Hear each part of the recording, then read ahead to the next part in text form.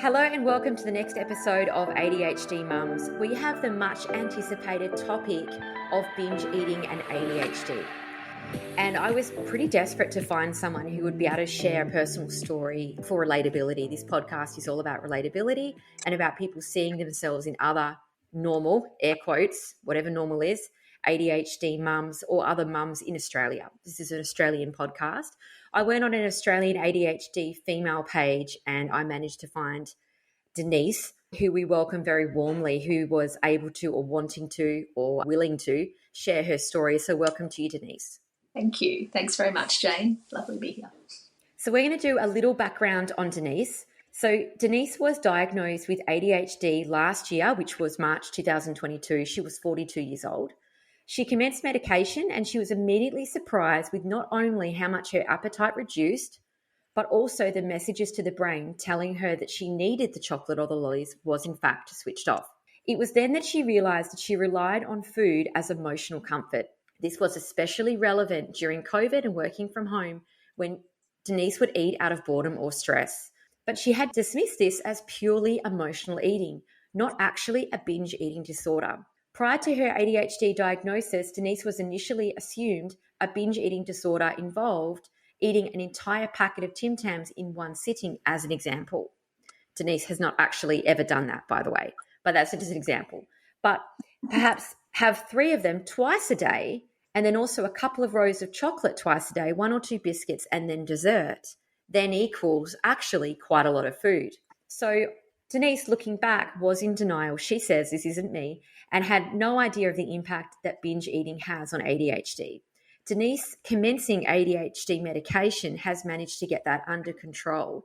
And we really wanted to explore what that looked like for her pre and post diagnosis and how that's made a big impact. So thanks, Denise, for giving me such an in-depth bio. I think that really sets the tone for the episode. Beautiful. Not a problem, Jane. Thank you. Yeah, that's me. I like to over-explain, I guess. I think that's a lot of ADHD brains as well do the same thing.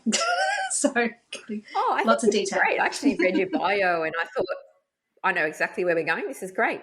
So, okay, so Denise, let's take a step backward from the bio and talk about how was the diagnosis journey like for you? What were you like pre-diagnosis? What led you to get diagnosed?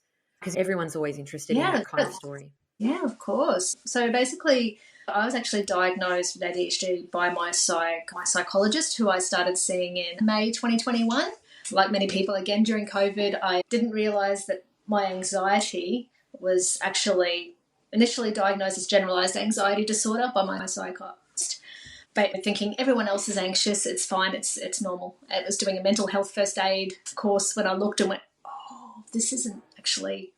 this is me to a T for generalised anxiety disorder. So I'd already been seeing my psychologist. He basically, so after it initially diagnosed me with generalised anxiety disorder, I think in about November 2021, I did, in one of our sessions, just happened to ask him about whether I had experienced a concussion as a teenager, falling off a horse. I wanted to know if it was still going to affect my focus and concentration because I still had trouble concentrating all these years later. So that for him twigged the ADHD sort of path. I have a family member who has it as well. My kids have it. So he kind of went, okay, right, let's dig a little deeper. So once he did we did the questionnaires, I think I only had to wait about 3 months. Luckily, I was very fortunate to get into a psychiatrist, so I wasn't waiting too long. It still felt like the longest wait when looks like I've got it, and I remember being terrified of commencing medication, thinking, what if it changes me? What if it I'd never tried antidepressants for that same reason. I was terrified of it numbing my emotions. I'm a very emotional person. So, but knowing that, this could, after a family member of mine has taken medication, he had said it was a big change for him. So that's how I was diagnosed, was through my therapist, who actually has ADHD himself too. So he kind of twigged, I think, a few different things. I think that answers that question, I believe. If any other questions, Jane? So what was the medication path like with you in terms of, did you have to trial a few? Did it work straight away? What did that initially feel like? Yes.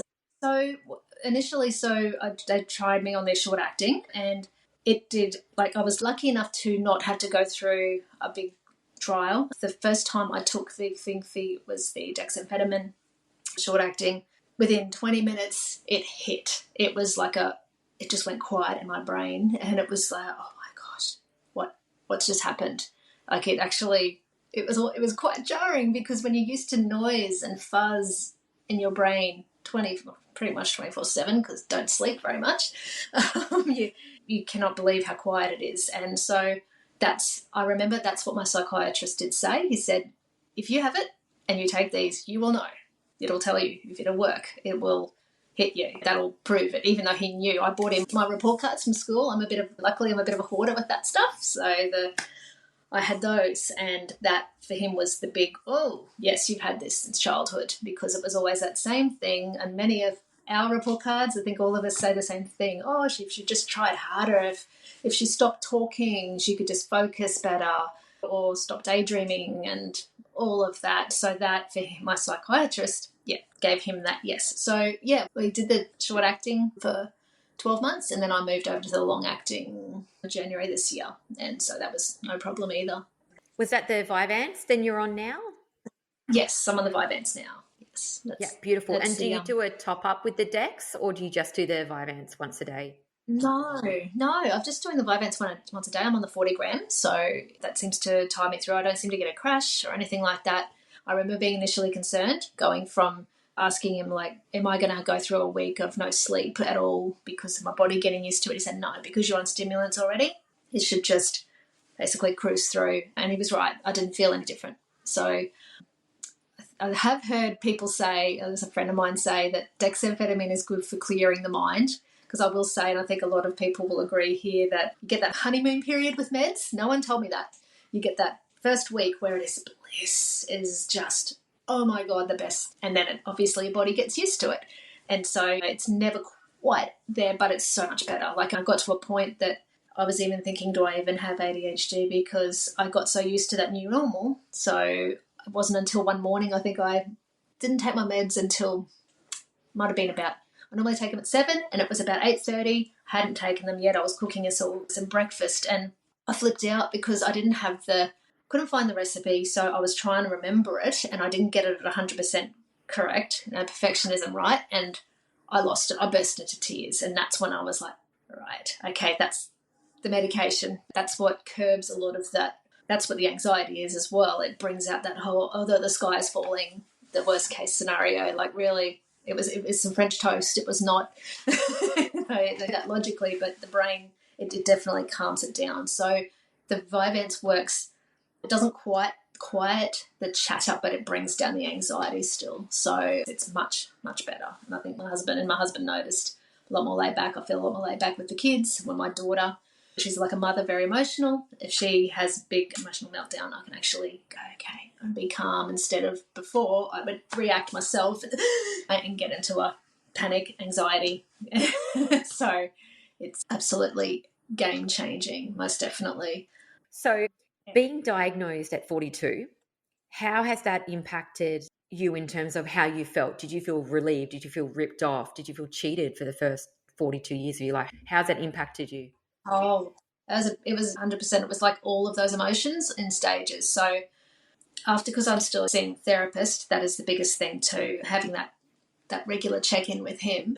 Once I got the diagnosis, it was that realisation of, I'm not alone. I have a reason for the way I am, because I've always been an outsider, being bullied as a child, or just never fit in anywhere. Could never find any of my people, and it's only been through the last couple of years I actually have found a nice little tribe, and most of us are all neurodivergent, so it explains a lot, and we just get it. But yeah, it also kind of just made me think about my core beliefs, because I grew up thinking I was dumb. I thought I've had a lot of skull injuries. I've tripped over a lot. I think the spraxia, falling over. Accidents seems to come to me. I've had a lot.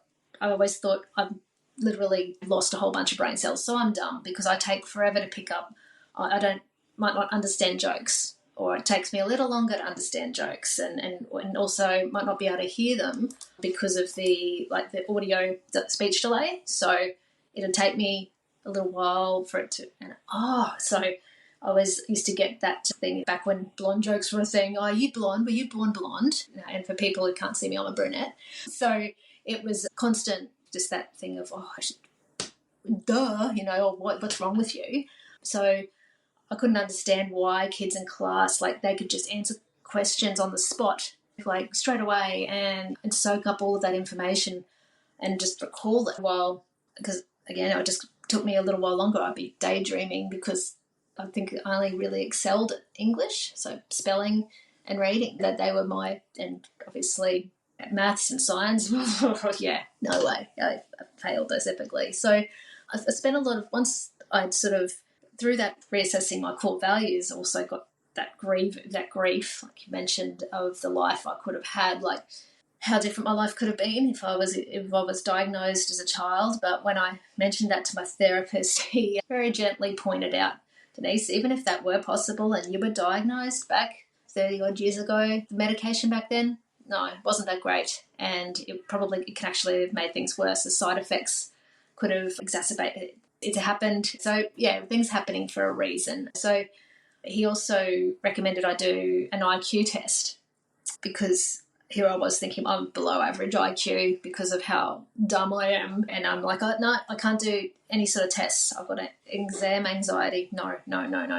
But I said, there's no wrong answers. You just do it. So I went and did it and found out that I've got an above average IQ. And I looked at him going, this has got to be rigged. This can't be right. He's like, no, this is what I'm trying to tell you. You are highly intelligent. And I know I've got emotional intelligence, definitely, because I'm an empath, right? But I had never assumed there was any sort of actual intellectual intelligence, or not much of it. And even just noticing the difference, like when I first started, when I got diagnosed, I just started a new career path in penetration testing, so ethical hacking. And so brand new path, a lot of information. Before medication, I remember doing the training, like just online labs, and just giving up and getting on my phone because it just got too hard. But when the medication after that, I can remember just getting this drive going, no, I can do this, just keep going. That focus, and I was smashing it. I smashed out more labs, I think, than anybody in all of out of my cohorts. So it just proved that, yes, I've got the intelligence there. It just needs someone to focus on. Needed that assistance, the medication to assist with the focus, and something that I already loved doing. But it was just that.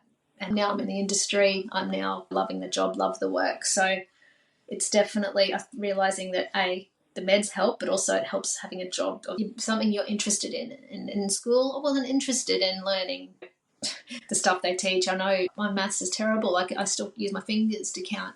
But at the end of the day, like, well, I've got through it and I've got enough to get me by. But now I think I'm at that point now, I've grieved it, and now it's like, no, it happened for a reason. And now just that greater understanding of, wow, so it all makes so much sense now. So this is why I reacted this way, and it was never my fault as such. It's just, no, this is how my brain has perceived something. It's not me cracking up. It's a change in routine. Like, I get into such a tiz about it. I'm like, oh, no, that's not my fault. It's just literally my brain. There's nothing wrong with me. So it is very much very empowering knowing that it was never anything wrong. That's the big key takeaway. Never anything wrong with me. Never. And definitely with all the rise in ADHD diagnosis now, that more and more people, I'm finding more and more ADHD people, neurodivergent people, it's like they're just everywhere now, or we're gravitating to each other, and it's like, it's like a family. That sounds so cliched, but it's true. Like, we all get each other. So definitely it all happened for a reason. You can see how, though, that kind of negative messaging at school has then affected your self-esteem. Oh, God, yeah. And RSD on top of it. It would be like sitting in a train, and as a grown-up, I'd be sitting on a train and hearing some teenagers laughing, and my brain would go straight away, they're laughing at you. And it would just be that. It stuck with me for forever. And even I'd run into anyone from high school, and straight away I would go back to, like, my attitude, everything just went back to who I was in high school. I hated that. But it's like, now it's like, no, embrace it. And I'm proud to be who I am. So for anyone else, to them, if they have any problems with that. Oh, absolutely. Yes, and this is why I'm so passionate about this podcast, because I think if we can spread the message what ADHD looks like in females, than girls will go through, whether they're medicated or not, but they'll go through with the awareness of who they are, why they are, and also maybe aware as well of the tiny square box that school is. And there's only one way forward, and if you don't fit in the box, you're out. And actually, the world, once you graduate school, I think has become more neuro-friendly. I really believe it has. And I think you can pick so many different pathways. You can have some very flexible working arrangements if you find the right position for yourself. You can create your own business. You can create as well. So there's lots of different career paths and way forward in the world. However, the schooling system, in my personal opinion, hasn't caught up to that. I think we're still in the square hole. And if you don't fit inside that, then you're different. You don't belong. You're over there. You're segregated. I think that's still happening. But maybe if we all can continue talking as we are, that might then change at some point.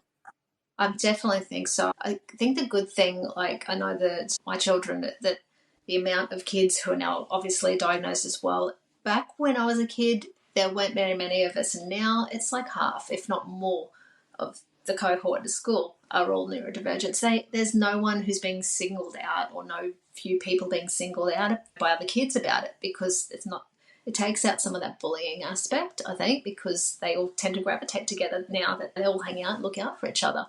While, and when I was in school, there was maybe 1, 2, 3 of us in primary school that would hang out together out of a whole grade.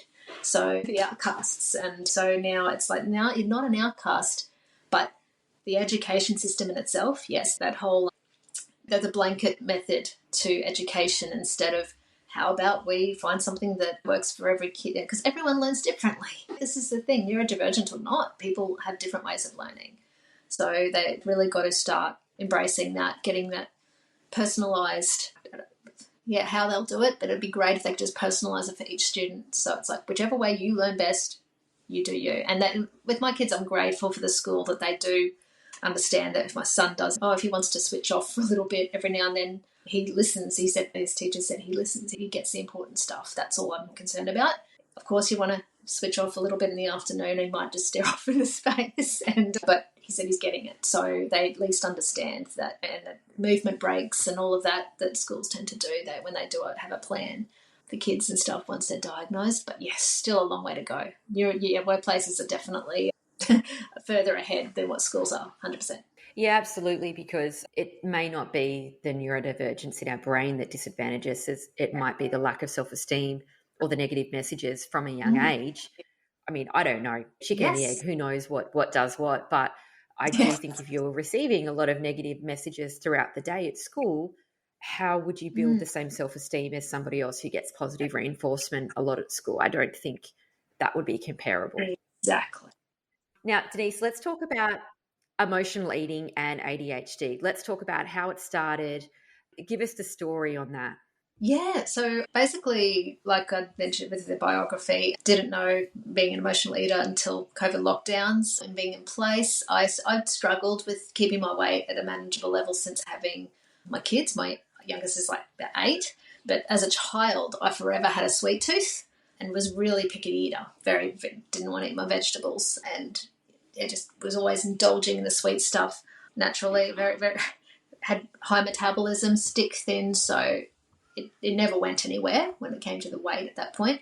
But looking back, like now, I think, as a teenager, I'd go head to the shops after school, go buy some Pringles or chocolate, and I'd actually sneak it into my bedroom and eat it in secret while reading a book. So I would lie in my bed with this food under a doona so that if mum or my stepdad knocked and came in, they wouldn't see me eating it. So that, again, is a big, oh my God, I was eating in secret. Again, should have been a big telltale sign. Didn't realise that, again, didn't know anything wrong with it. Was anything wrong with it? Because I used it as an escape from school, an escape from just all of that. This was retreat into a book, and I've got my yummy food. And it was company, I guess, as well. Escape the loneliness. So, but obviously, once I hit 18 and I was already very thin, but I got glandular fever, so I got down to 42 kilos in a week, and I lost like 8 kilos. It was ridiculous. So I was trying to put on weight at that point. And so I tried eating pies, chocolate, Coke for breakfast. My colleagues, my first job, remembered for years that, that I'd have my Coke, and just have that chocolate and Coke for breakfast, go to the gym, bulk up.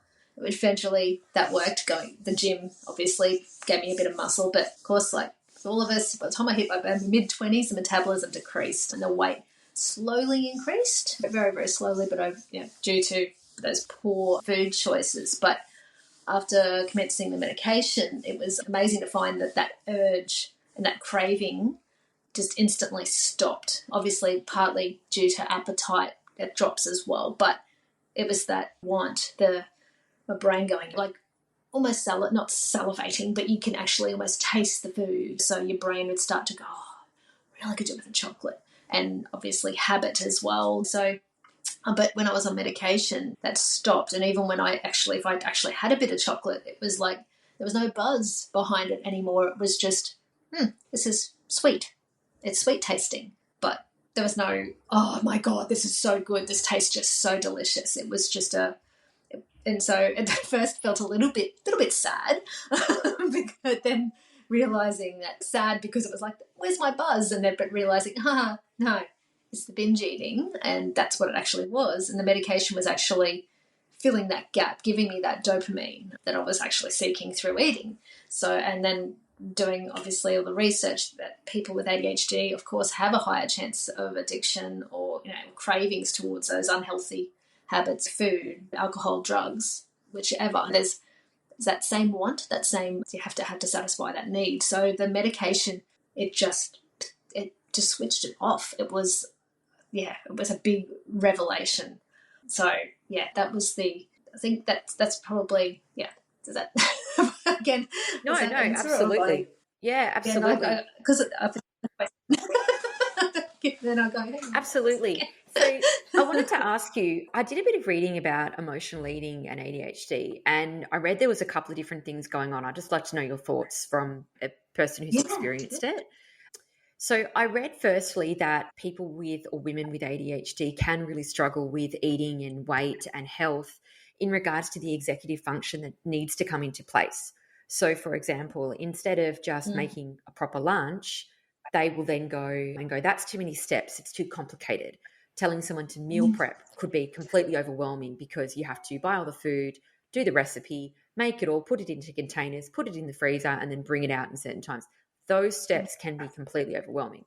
So there's a few different theories around executive function and the amount of steps it takes and the frustration that goes along with preparing a healthy meal, and then also emotional eating. And I was wondering what that kind of looks like for you, that interplay.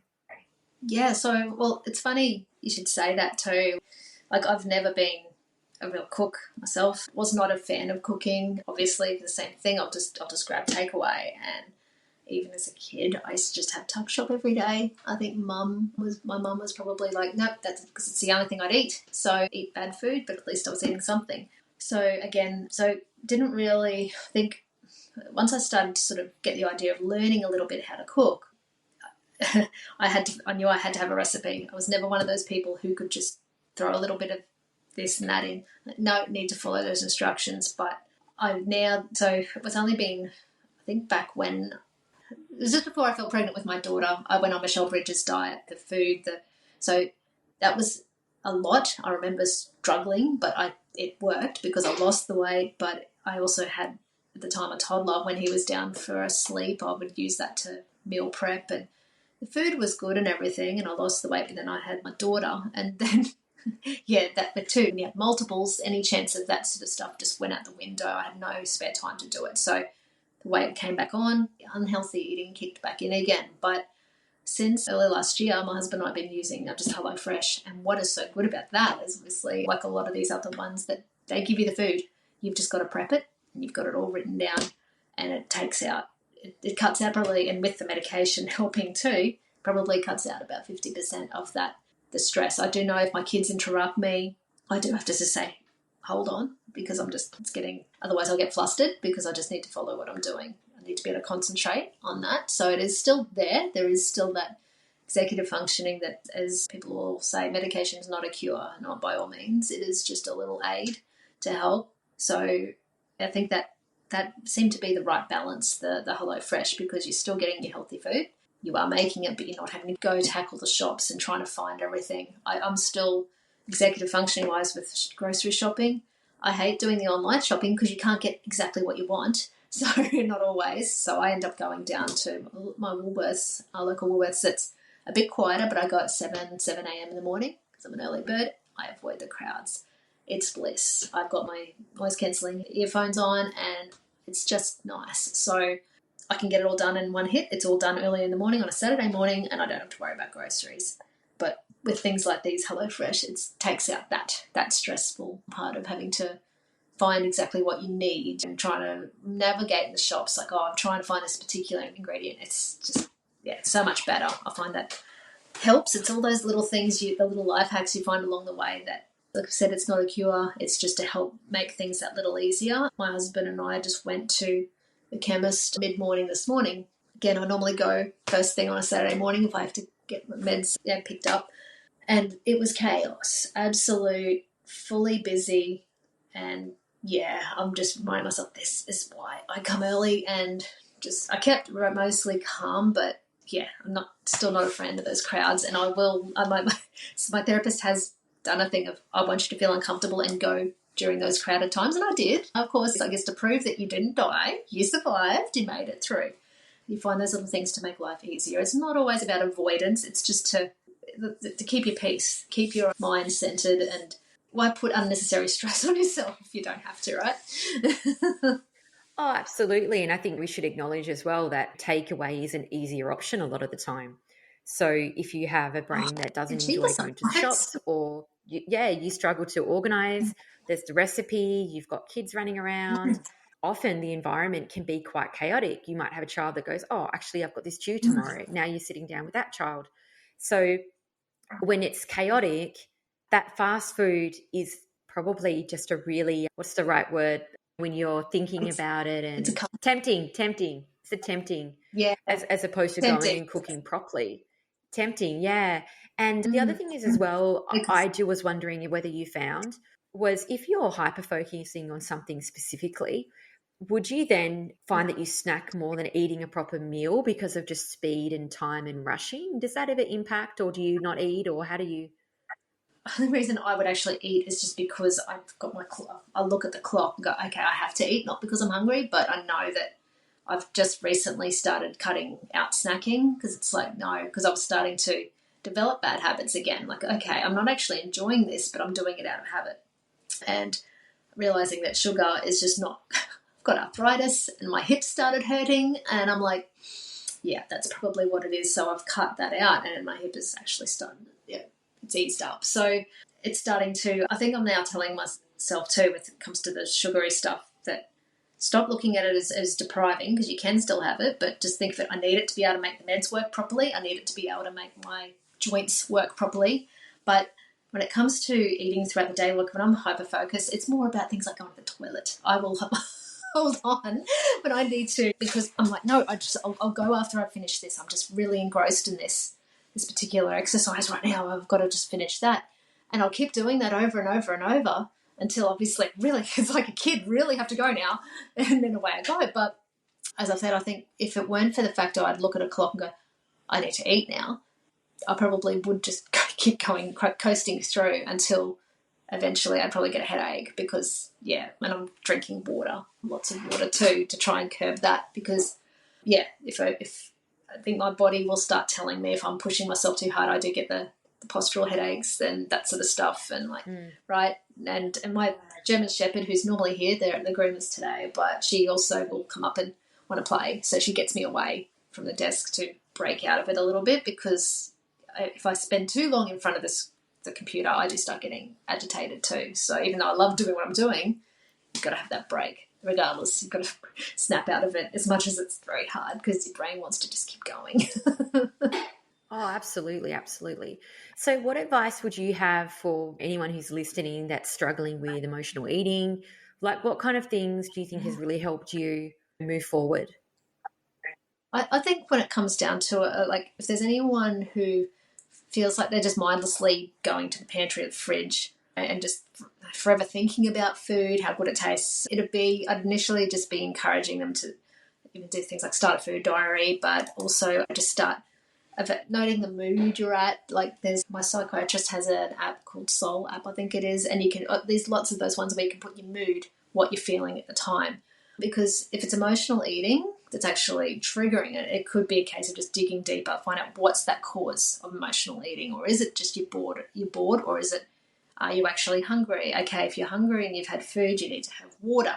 You need to drink more water because you're probably actually thirsty. So going through really trying to, and there's also obviously going down, I didn't do this myself personally, but the dietitians and nutritionists route as well to help sort of curb the way of thinking. I know myself when I'm eating better and when I do cut out that sugar, I feel better. My mood lifts. So I think it's a case of working through that first. If anyone finds it also experiencing that ADHD, any of those symptoms, then on top of that emotional eating, then strongly would be urging them to go seek a diagnosis, just because it's obviously very much, if you diagnose, it's a life-changing event. So, and just very liberating at the same time, when there's nothing ever wrong. And the biggest piece as well of advice, regardless, is be kind to yourself, because especially women, we are our own worst critics and we are so hard on ourselves, and we don't give ourselves enough of that. We're too busy doing everything for everyone else, and we don't actually step back and go, okay,